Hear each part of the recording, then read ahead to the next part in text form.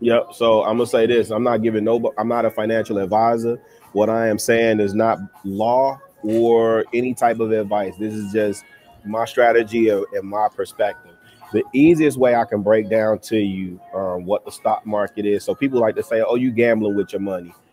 I mean, people that get emotional and say, "No, you're not gambling." I mean, if you invest in it, it's a type of a gamble. The thing is to minimize risk, right? So my personal strategy and what I suggest people do, invest in the stuff you know, right? So you know, toilet paper ain't going nowhere. You buy it all the time. So who makes the toilet paper that you use? Are they publicly traded? Invest in that, right? You go to McDonald's a lot. You shouldn't, but you do.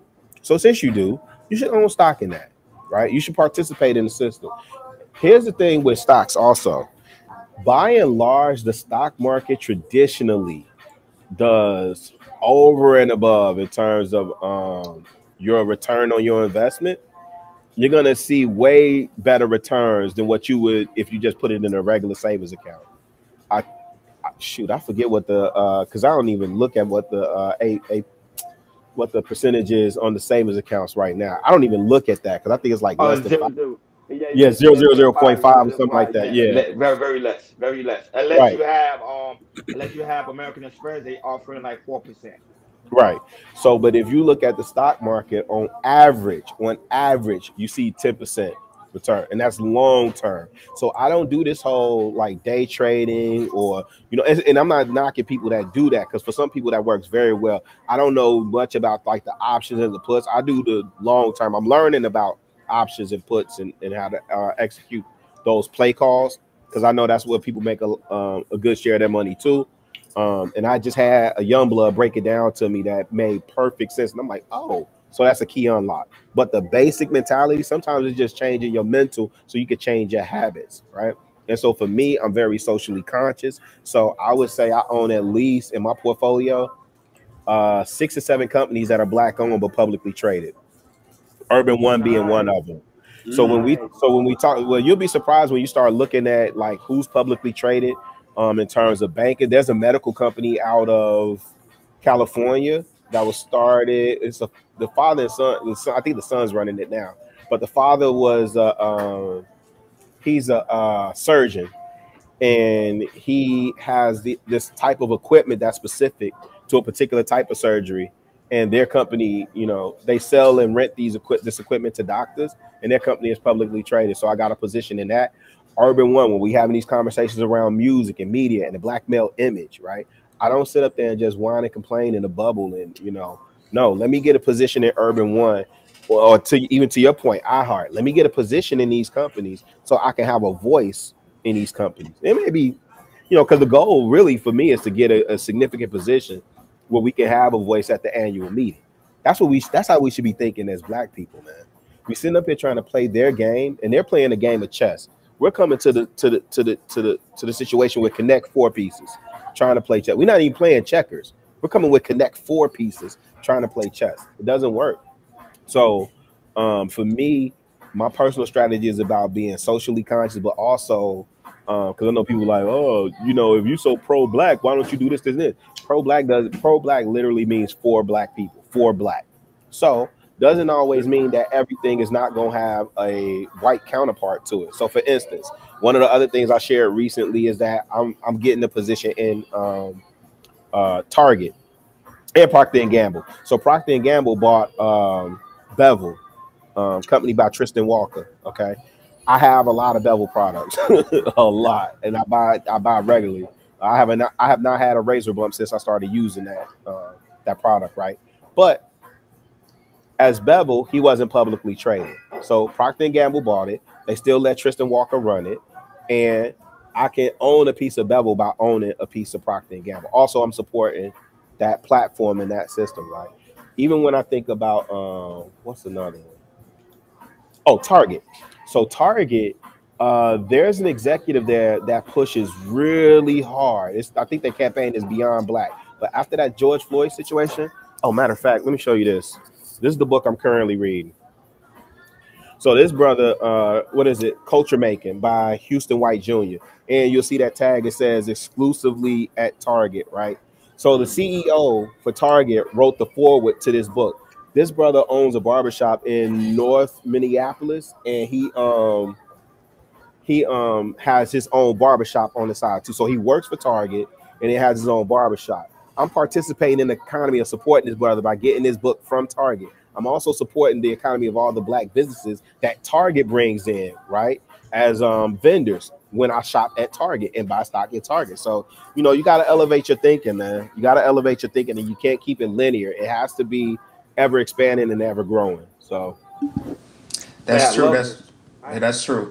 I got a question to you on this, Rilla, because I'm thinking about doing this immediately because I'm having a daughter on the way in a couple months. She's gonna be born, and as soon as she's been born, I'm opening up our growth IRA so I can put stocks in her and everything.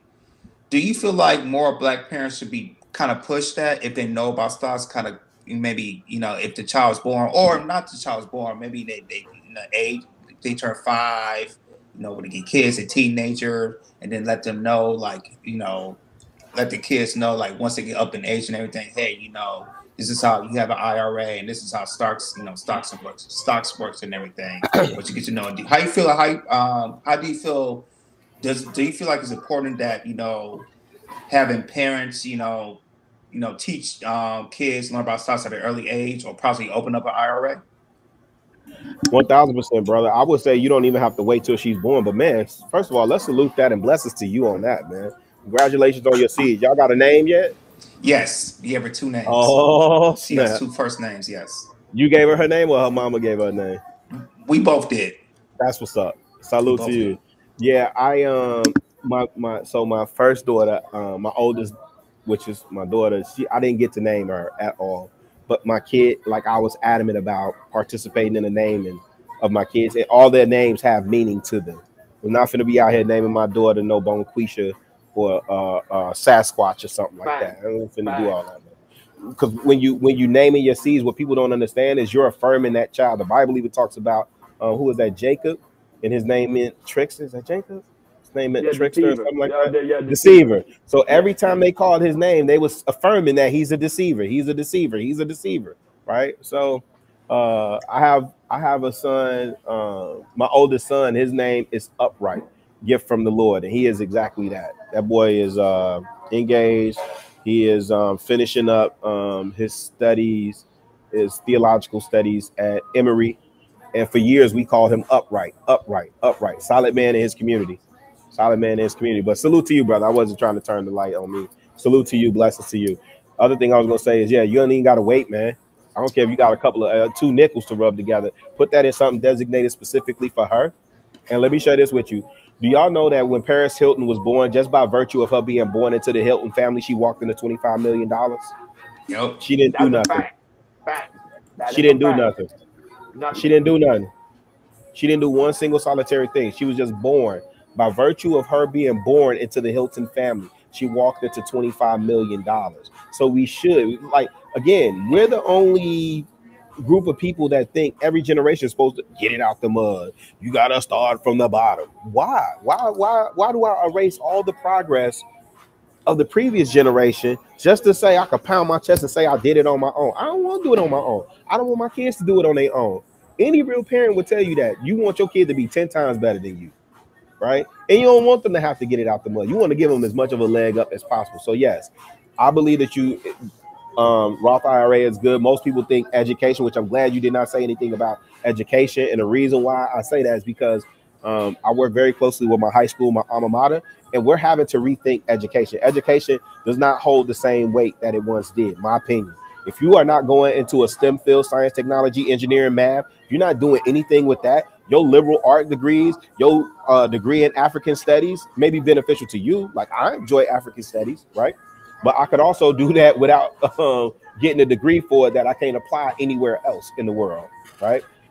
Your business administration degree, again, because I hire people in real life, people are looking at your work experience. So I love that you say a Roth IRA because you're thinking retirement, right? What you'll have later in life and sacrificing on the front end. So again, it's not even about the dollar amount. You're talking habit forming, changing mentally. Because I'm talking about sacrificing now baby girl, this is created for you. So we're sacrificing now for you to have on the back end. And that's a different mentality. And every group that we deem as successful or having credibility or significance in the world does these things. We're the only ones that's just like, you know what? Who gonna check me, boo? I'm gonna do it my way. Go ahead, I can. So why do you think that a lot of us are not maybe pro cooperative economics, but we're so big on activism? Wait, say that last part again, because I heard they're not big on cooperative economics, so group economics, but we're big on what? But we're big on that activism, but not So cooperative. lack of trust. But I would say the people that are not big on group economics are also not big on activism. Most of the people that I know that are big on group economics are very, because the concept of group economics that's a form of activism. You know what I'm saying? In and of itself. And the first responsibility, so like we talk about leadership, and I think people think about it at scale. When I talk about leadership and being an activist, my first obligation is I'm an activist at home, like in my house. I'm active in my house, right? That's the first thing, right?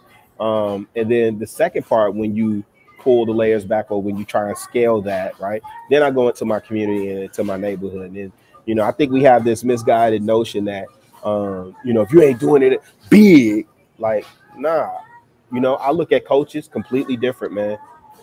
I salute them brothers, them football coaches, them baseball coaches that still exist, them basketball coaches, the ones that take in them wayward boys and turn those boys into men, the ones who stand in the gap for the fathers who aren't there. You know what I'm saying? I salute them brothers, man. Right. And so to tie that all in, I honestly believe if you're practicing group economics, you're practicing a form of activism. But the reason why people don't practice group economics is because they lack trust. They lack trust. We don't trust each other. And a lot of times I still find where people are jealous of each other. You know, if you people be on some old I got mine, you get yours, and don't even realize it's enough for all of us to eat. I am very intentional about making my black dollar circulate, man. Where I'm at right now, I told y'all I was eating my tomato bisque soup, but I'm at a black cafe right now. Right, I could tell by the music playing in the background. That music in the background. Very I thought you was intentional. at your crib for some reason. I don't know. I thought you was at your crib for some reason. I was like, man, he jamming. Yeah. No, it looks nice in there. Yeah. This is mother-daughter on Ain't She Sweet, man. I was gonna ask you because you mentioned the fact of the black dollar, the black dollar. Can you explain to the folks what is the black dollar? So you like the breakdown of it, because you think black dollar is just because I'm a black man, I got a dollar. That's what it means. But can you break that down? Yeah. So to me, that black dollar is, for me as a black man, I'm a steward of my money, right? I'm accountable for where this dollar goes. So that black dollar is, we're talking about that. Gosh, I forgot. I know it's in the trillions, but I forgot the exact dollar amount. So don't quote me on this part. But we are our spending power. And when you talk about spending power, you're talking about disposable income. After I done paid all my bills and all this, that, and the third, after I done paid the car note, how much money do black people put into the economy just as disposable income? Trillions. Trillions. Now, this is one thing I always say, Governor Ron. White people didn't make Tyler Perry rich. We did. White people did not make Tyler Perry a billionaire. So if we created 1 billionaire, how come we can't create 2, 3? See, black people you can't fully claim Oprah like you want to. I know y'all want to, but y'all didn't make Oprah a billionaire. You understand what I'm saying? Now, Jordan, maybe. You know what I'm saying? All them Jordans y'all about. But you understand what I'm saying? Yeah.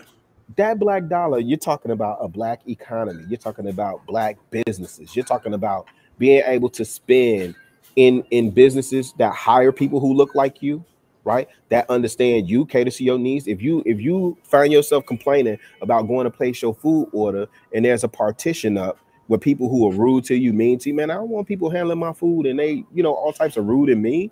Do y'all understand that when people are handling your food and they don't particularly care for you, that energy that they, why you love grandma cooking? Because she put love in that thing, man. When I go to somebody, I don't care who it is, but usually like if I go get a latte or I go get a tea or something like that, and the person that's making my drink, I'm always like, hey, did you put some love in there? I'm not drinking it if you ain't put love in there. Right? I do, me personally, I'm saying that may be a little too deep where people might think whatever, but hey, that energy does transfer. So you go to a restaurant and the partition is up and they are already acting like they doing you a favor, right? If you're tired of that, go to where people look like you. Go shop where people look like you, right? And that's a different conversation. If somebody that looks like me treats me bad, I can have a completely different conversation, right? And get that situation remedied about how I was treated. However, I digress, right? That black dollar is black people, black hands transferring that money. And here's the thing, that black dollar, as we know right now, does not even last within our community an hour. Did you know that? It dropped even more, Ron. Family, did y'all hear me? That black dollar does not stay in our community an hour. That means that black dollar that should be going to businesses that hire people that look like you, that goes on to support families that look like you, to build schools where your kids would go to, or repair roads and stuff like that in your community, where we sending that money everywhere else, and then they go take care of their community and come back and rob and pillage your community all over again. It's no secret that when people, certain groups of people, right, when they go and they start their businesses, foreigners, it's no secret that certain foreigners come from overseas and they set up shop right in the black community. So you know it ain't finna be no issues. Number one, getting the permission, right? Imagine me going into a community that doesn't look like me and being able to set up shop easily, and then being able to treat them any kind of way. It's not gonna happen. I'm not going to Chinatown to set up a business. I'm not going to Ukraine Village. I'm not going to Little Italy to set up no type of shop. Never let it happen. Never. Yeah, but Chicago, here's the thing. It was Hakeem who's the one that gave me the idea to go and invest in these black businesses, because he does it every day. He be like, every day. He's the one that taught me that. He go every day. He be like, Ron, I'm going to this coffee shop, because we live in Miami. Me and Hakeem, Jordan used to live in Miami as well, but Jordan used to do the same thing. Every day he'd be like, oh, I'm going to a new spot. And I started thinking about it. I was like, you know what? Let me try Hakeem approach. And when you start saying that, you start saying, like, you feel like you're giving love back into the community when you use your dollar and giving it to them. It's a good feeling at the end of the day. But go ahead, Hakeem. I wanted to ask you, Chicago, man, I respect you so much, man, because I've always seen you stand on business and never wavered from who you are as a person. So how do you handle, because I've always wanted to ask you this. I've always noticed people been fundamentally against your whole way of thinking, because you're very, very pro-black. And I wonder, how did you handle those in those type of spaces when people, challenging you on certain ideas? Yeah, can I cuss? Go right ahead. Go ahead. This is your platform. No, Hakeem, you hear me? Fuck him. Yeah, easy. fuck him. Easy.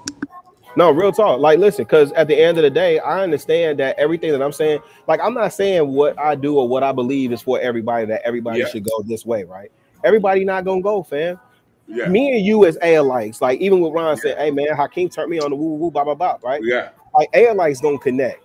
So I could build with you. You understand what I'm saying? Yeah. I could rap a taste with you. And I believe I'm pretty easy breezy, man. I could chew the fat with anybody, man. I learned something for everybody. But for those people that feel like, our people are just sugar honey iced tea, and they just clown and down our people so bad, and that we're irredeemable, and you just want to be so close to whiteness, man, go ahead about your long head. I ain't gonna hold you, fam.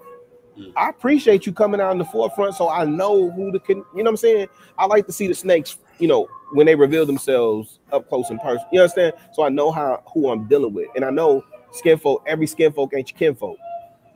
Right? Ooh, Jesus. So for those people that ain't on the type of time that brother, my socks is black. You understand what I'm saying? I'm not even lying to you. Champs boxers in Atlanta. They based out of Atlanta. My boxers are black. I got those too. I got like 10 pairs. My laundry detergent. So true laundry detergent, black owned. That's the father. Champs is the son. Yep. Champs is the son. My cousin owns the only black owned haberdashery for men on the Gold Coast. Big money over there, right? Only black tailor shop, all that. I shop with him exclusively. You understand what I'm saying? We gotta be intentional about making this dollar circulate. And I'll tell you where I got a lot of this philosophy from. It existed in Chicago, but I just wasn't around people like that, And when I left, though, when I moved to Atlanta, it's almost impossible for you not to shop black. That's a fact. You have to go out of your way to spend white in Atlanta. That's a And fact. so, and here's the other thing, though. It's cast to this day that's in Atlanta that I know. I mean, they still get money together. They still, you know, oh, you a DJ, I'm a this. Oh, you do that, I'll do this. Let's click together, you know what I'm saying, and build together. You understand what I'm saying? So that's the piece that we got to be able to get to, man. Right? I don't agree with you on everything, but the things that I do